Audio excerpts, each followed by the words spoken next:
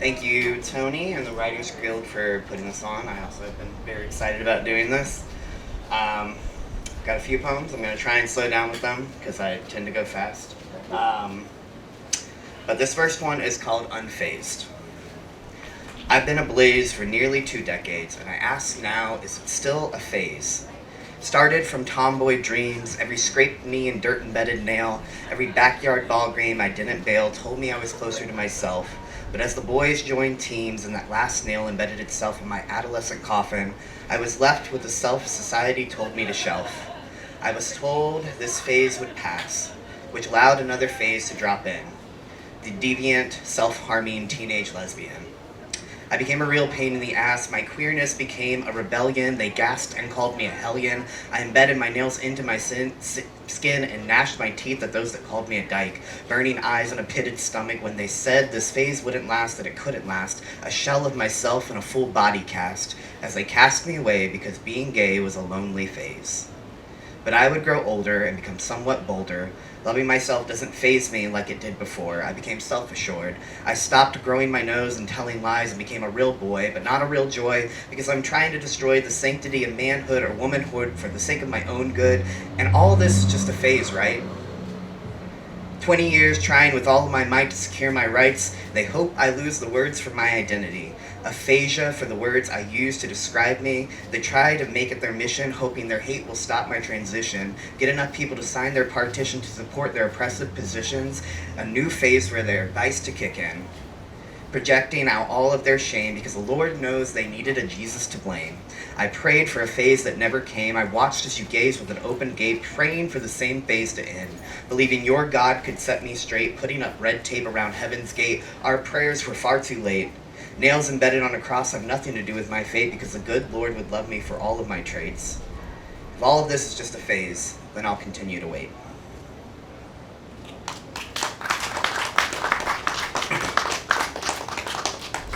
This next one is called Are You Kidding Me? I blinked repeatedly as my instructor repeated his answer. I'm a gas. They don't take the old ones out. Quickly, every person I have ever known who has gone through this procedure runs through my mind. Julia Roberts saying, Mama's gonna give me one of hers. Did she know? Did she know that Shelby would eventually have 3 inside her? Baffled by the phenomenon that transplant and removal doesn't exist like a clean and snatch, a flow of movements. They are 2 separate things and more often not even in the same room. My curiosity gets the better of me and I find a man with 7 inside him. The knowledge becomes a fun fact in my dating profile. This is so a part of me now, like the kidneys they never remove.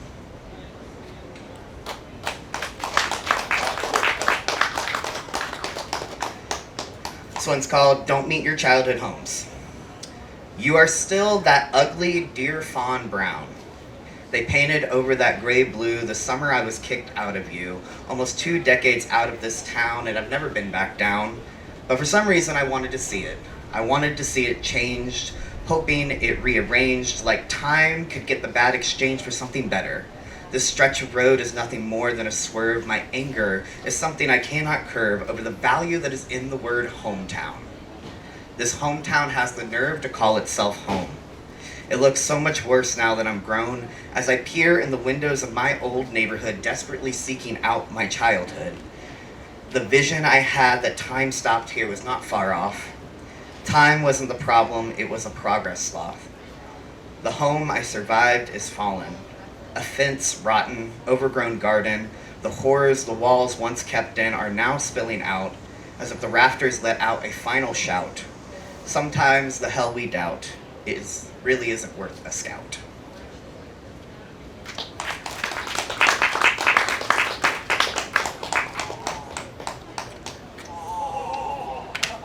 This one's All You Need Is Love.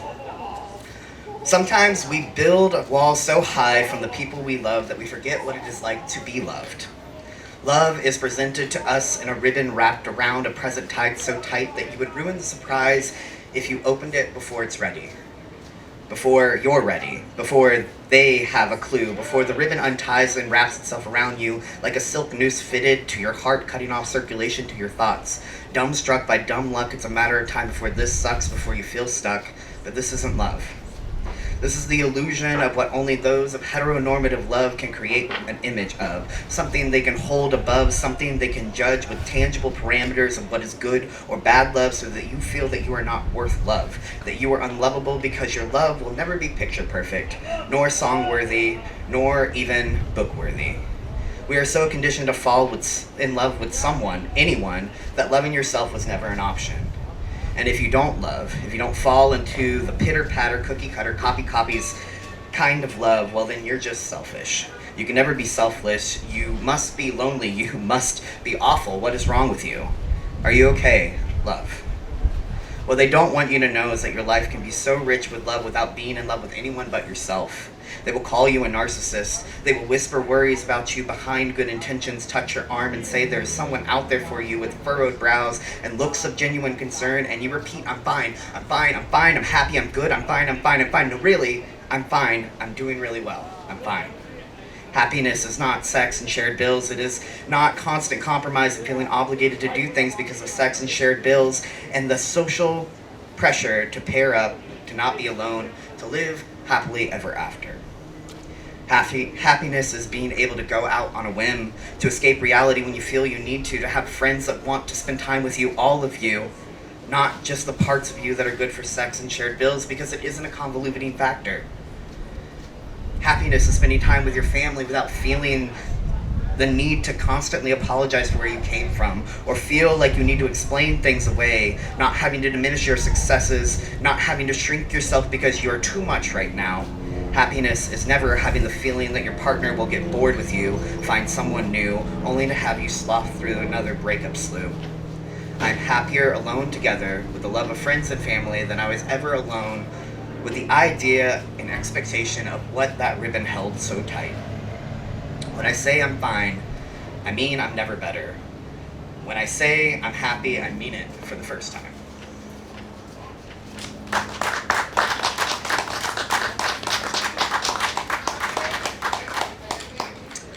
This one is called As You Wish.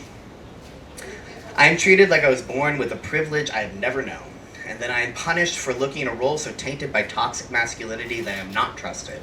Mask, to mask something. Isn't it funny that the very root of the word that means male is also the word we use to hide our emotions, to pretend to be somebody else, to conceal and carry?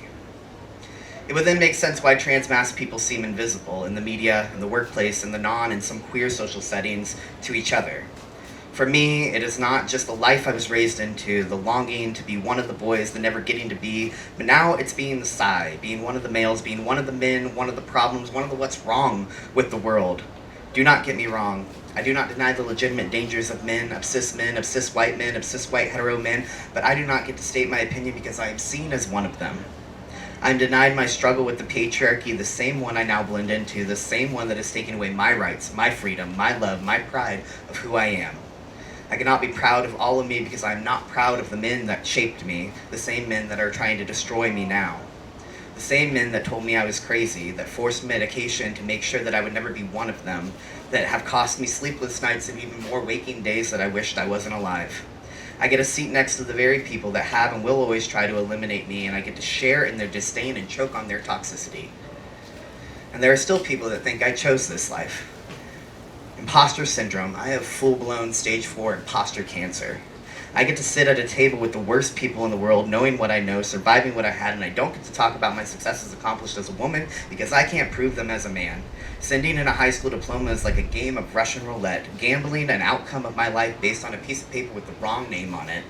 My credentials change in an instant, and I'm constantly at the mercy of kindness, of love, of understanding that I'm not the men that I sit next to, that I'm tired and so scared and so tired and scared of always having to explain and hoping they won't blame me for all the flame that came when I changed my name. I'm not those men. I'm not my father. I am a self-made man. I am a man that doesn't belittle emotions for strength, a man that believes in curiosity and dancing and not being perfect. I am the wildfire leveling their perfectly manicured woods to grow a forest that everyone can reach their highest potential in. I may have a seat at the table, but I am not those men, and the table is turning. Thank you. This one is called Yes, I'm in the Middle. Y2K, you shouldn't be gay. Hide in your rage, trauma's locked in a rave. Leave it all on the dance floor. Dads didn't stay and women weren't paid. We didn't learn about race and we weren't taught any issues. We swallowed our debt and coughed it up in a tissue. We were handed the notes folded in on secrets, hyperfixated on how others see us. Conversations ended with our landlines and now we are speechless, trying to avoid emotional landmines, constantly pretending to be fine, to drink wine, to rewind, to seem kind, reword all the damage we somehow find. A generation of tough shit and you'll never be good enough. We spent our teens and 20s burning out, the former leaving us high, the latter not high enough. We climbed corporate ladders being told we are too young for positions we are too overqualified to get. We passed through being the butt end of jokes and lining pockets of therapists that will never understand us. The last generation to truly understand loneliness and the guttural pain when our friends can't stand us. The last generation that remembers what it was like to afford your rent without being able to get into your savings. They told us to go to college when we were 18, telling us to start our careers, but our jobs would be taken by computers in the years. We carried the debt, we carried the burden, the housing market shit, so we started community gardens. We gave ourselves a chance to find something to grow in. We made being queer our careers, fighting for something that couldn't be taken. Our parents left our world shaken, gave us a broken system we don't have any stake in. We fought against ourselves, we fought against the status quo, we fought against our governments, we fought painkillers and watched too many lives go. We watched our winters no longer have snow and heat-related deaths grow. Species go extinct and the Arctic starts to sink, but we are the ones that are not good enough. We inherited a death trap and we're expected to make a comeback. Like we have the power to make this earth come back, like it's all a minor setback. Millennials fight back, stay on the attack, until our overkilled dreams fade to black.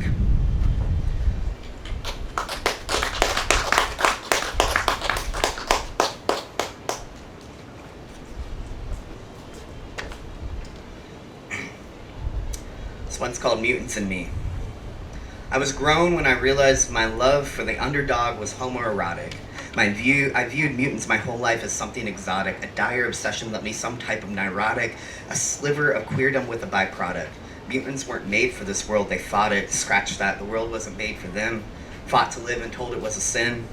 That sounds familiar. The parallel between me and Wolverine to the naked eye is obscene. My jealousy of turtle brothers left me green. A whole school of freaks like me would be a dream, but I didn't get the privilege to hide in the sewers. My queerness was at the forefront for all of my viewers. I still held on to my mutation, the secret identity of my self-hatred foundation. The world was not made for us mutants. After all these years, still treat us like pollutants. We have to risk our lives to save humanity, and the toll that takes is the price of our sanity. But hey, at least for now they're standing me. Next week they'll probably abandon me, get on television, talk about LGBT calamity, mutations and abominations splitting the nation. A rat dad would have been better than a father that was so hateful. Told me my mutation was a crazy thought of the unfaithful, that I should pray and take medication. I mistook this for love and dedication. Only now I realize that I was an experimentation. Drained that mutation like a cheap gas station. Years of cars lighting up to pump my unleaded identification, siphoning off the last of my God's creation. After an entire decade of fueling others to like me, adamantium ripped through my weak body, a rage so strong that nothing could stop me, claws extracted, mutation enacted, self-hatred redacted, let them know what the fact is, what their draining impacted. The scene where our hero finds their power, my mutation no longer a personality prowler. I had the choice to be hate or love. Comic book heroes would choose to rise above. The choice is not as simple as it seems. It is hard to face the hatred of the extremes. Words so painful they take years off your lifespan, but I look at the humanity and try to see the good that I can. Turtles and X-Men showed me that the world is not fair, that you will be demonized, dehumanized for just breathing air. But kindness can cause a change of heart. It may be small, but for me, it's a good start.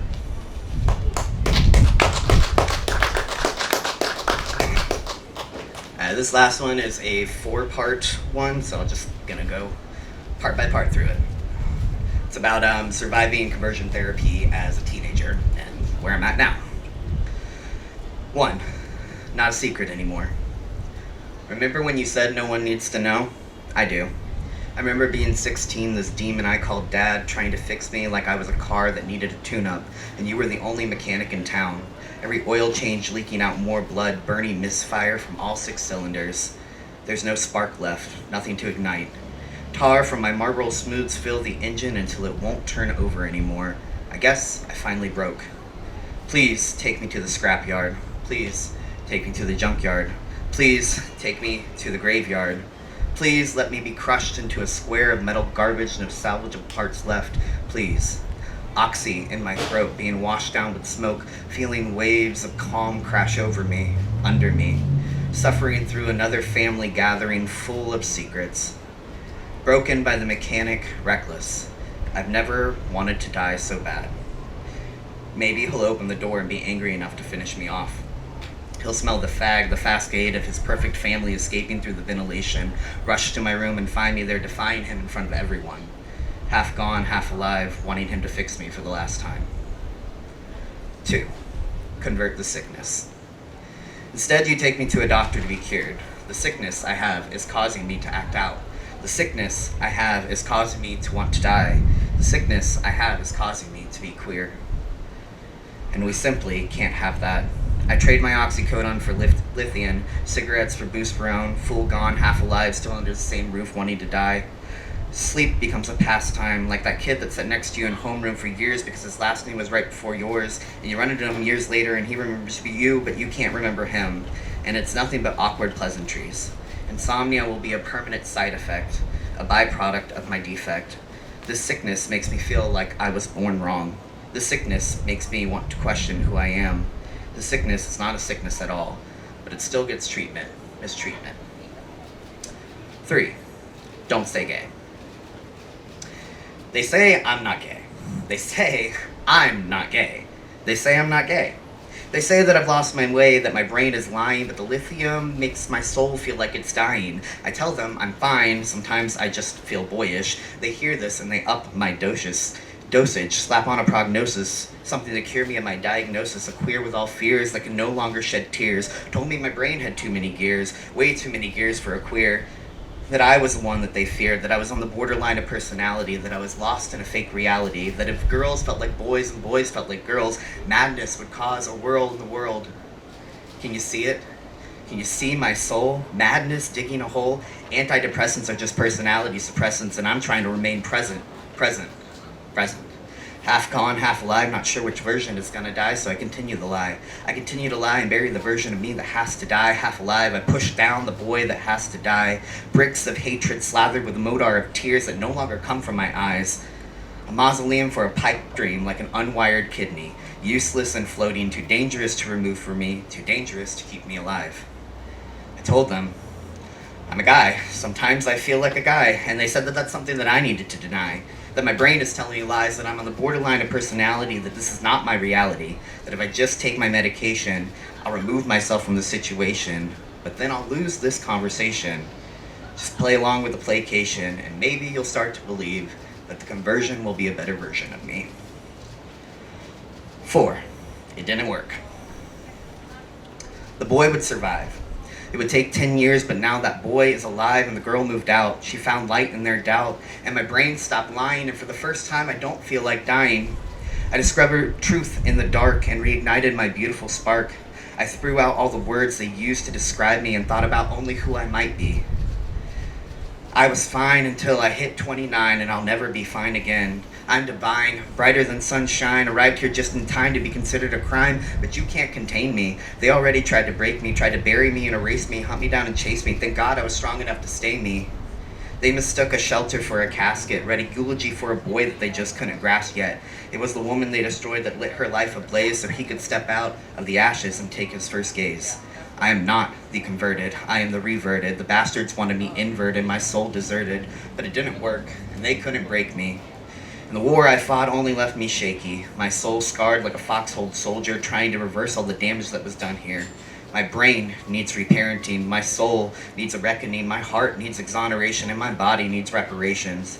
I got tired of depositing all of that hate in, started converting love into a form of payment. For as long as they can't break me, they will never erase me, and I will forever get to be Westley. Thank you.